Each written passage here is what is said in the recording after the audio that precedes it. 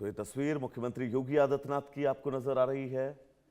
विभाजन विभीषिका यानी 14 अगस्त वो तारीख जिसे पाकिस्तान अपनी आज़ादी का दिन बताता है। आज स्वतंत्रता दिवस मना रहा है, लेकिन विभाजन विभीषिका को आप याद करिए जब देश दो टुकड़ों में बटा और इस दरमियान कितनी ज़्यादा मुश्किलें इन तमाम इलाकों को झेलनी पड़ी, इन तमाम स्थानीय लोगों को झेलनी पड़ी। मुख्यमंत्री योगी आदित्यनाथ की मौन यात्रा की तस्वीरें आपकी टीवी स्क्रीन पर। डिप्टी सीएम ब्रजेश पाठक भी आपको नजर आ रहे होंगे। और लखनऊ में विभाजन विभीषिका स्मृति पदयात्रा, विभाजन की पीड़ा को याद किया गया है। मौन पदयात्रा में जनसैलाब आपको नजर आ रहा होगा। शहीदों और विस्थापितों को श्रद्धांजलि दी गई है। तो लखनऊ विधानसभा के ठीक सामने यह सचिवालय और सचिवालय के गेट से ये आपको मुख्यमंत्री योगी आदित्यनाथ निकलते हुए नजर आ रहे होंगे। पूर्व मंत्री महेंद्र नाथ पांडे आपको नजर आ रहे होंगे और साथ ही ब्रजेश पाठक, प्रदेश के और मंत्री और इन मंत्रियों के साथ मुख्यमंत्री योगी आदित्यनाथ। क्योंकि विभाजन का वो दंश, जिस दंश को और जिस दर्द को ये देश कभी नहीं भूल पाएगा। और उससे पहले ठीक तस्वीर आपकी टीवी स्क्रीन पर, योगी आदित्यनाथ जब इस जगह पर पहुंचे, विभाजन विभीषिका को लेकर इन तमाम स्थितियों को समझा और उसके बाद ये तस्वीर आपकी टीवी स्क्रीन पर। शहीदों और विस्थापितों को श्रद्धांजलि दी जा रही है। वो लोग जो विभाजन के वक्त अपने परिवार से बिछड़ गए, अपनों से बिछड़ गए, अपना घर बार उनका छूट गया, किन परिस्थितियों में उन्होंने एक जगह से दूसरी जगह पर अपने आप को विस्थापित किया। सैकड़ों किलोमीटर लोग पैदल चले और इस दरमियान जो हिंसाएं हुई, वो हिंसाएं परेशान करने वाली, न जाने कितनी हत्याएं, न जाने कितने बलात्कार हुए इस विभाजन के वक्त, और जिनको आज नम आंखों से श्रद्धांजलि देते हुए मुख्यमंत्री योगी आदित्यनाथ नजर आ रहे हैं।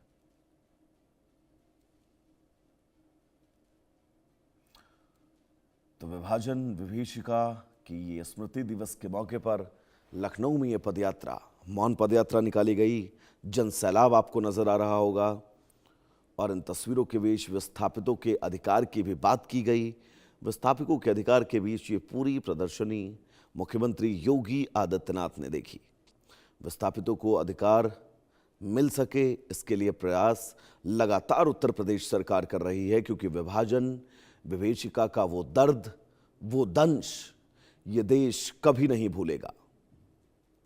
विभाजन विभीषिका स्मृति दिवस पर लखनऊ में मौन पदयात्रा की तस्वीर विधानसभा के ठीक सामने आपको नजर आ रही होगी।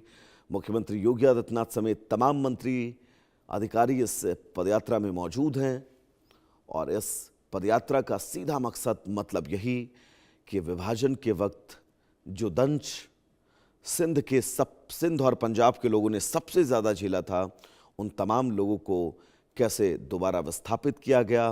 विस्थापित किए जाने के बाद सरकारों ने उनके प्रति कितनी कर्तव्य निष्ठा के साथ आगे की कार्रवाई की, उनके साथ कंधे से कंधा मिलाकर खड़े रहे। ये वो तमाम सवाल थे जिन सवालों के बीच अब ये पदयात्रा की तस्वीर। मुख्यमंत्री योगी आदित्यनाथ इस पदयात्रा का, मौन पदयात्रा का नेतृत्व कर रहे हैं। विभाजन विभीषिका स्मृति दिवस के मौके पर लखनऊ में ये विशेष पदयात्रा निकाली गई। तो मौन पदयात्रा में जनसैलाब उमड़ा है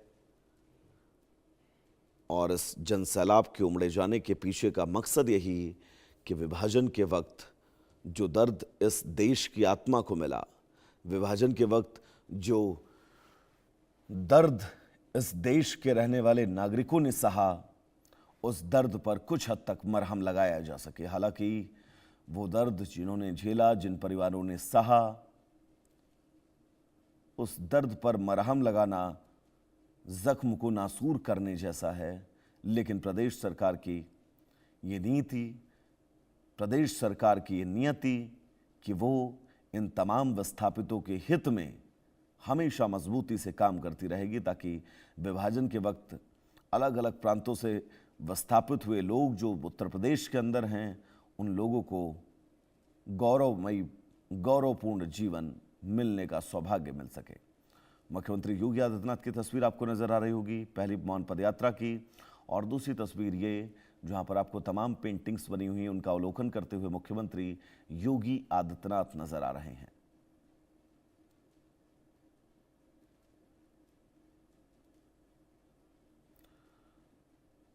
तो लखनऊ में मौन पदयात्रा निकाली गई है। विभाजन विभीषिका के मौके पर मुख्यमंत्री योगी आदित्यनाथ इस कार्यक्रम में शामिल हुए। हाथों में पोस्टर लेकर और ये पैदल मार्च निकाला गया लखनऊ की सड़कों पर, विधानसभा के ठीक सामने। तो विभाजन विभीषिका स्मृति दिवस पर लखनऊ में मौन पदयात्रा की तस्वीर।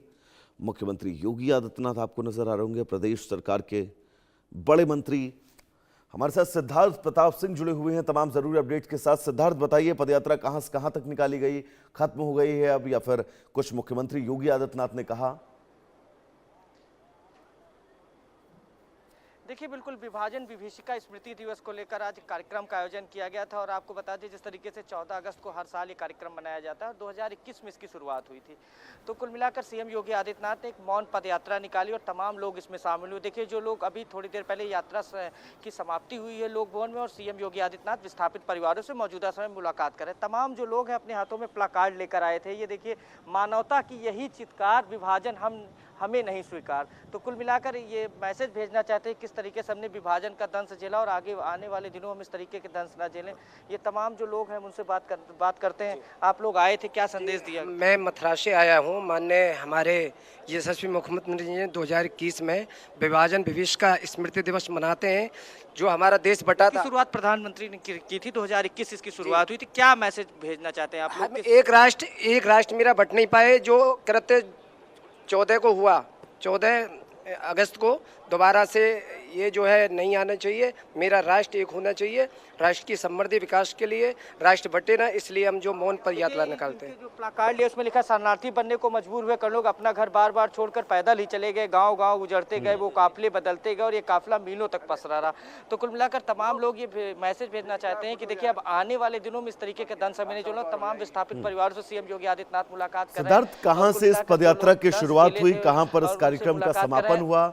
इस कार्यक्रम को लेकर प्रदेश सरकार ने की तरफ से क्या कुछ कहा गया? प्रदेश सरकार के लिए कार्यक्रम क्यों महत्वपूर्ण है? सब कुछ एक बार हमारे दर्शकों को समझाइएगा। देखिए, बिल्कुल वैभव, ये मौन पदयात्रा थी जिसकी शुरुआत जीपीओ से लेकर लोक भवन तक हुई और जीपीओ से लेकर लखनऊ में लोक भवन है वहाँ तक ये यात्रा हुई। और आपको बता दें कि मौजूदा समय में यात्रा समाप्त हो गई है। इसके माध्यम से कुल मिलाकर ये बताने का प्रयास था कि देखिए कितना दंश झेला उन परिवारों में, और खास करके ये भी बताने का सरकार का प्रयास है। देखिए, हमने केवल ये नुकसान नहीं सहा कि केवल हम विस्थापित हुए, तमाम हमने सांस्कृतिक जो धरोहर थी उसको भी खोया। उसमें चाहे तक्षशिला यूनिवर्सिटी की बात कर लें, वो भी हमारी एक महत्वपूर्ण सांस्कृतिक धरोहर थी।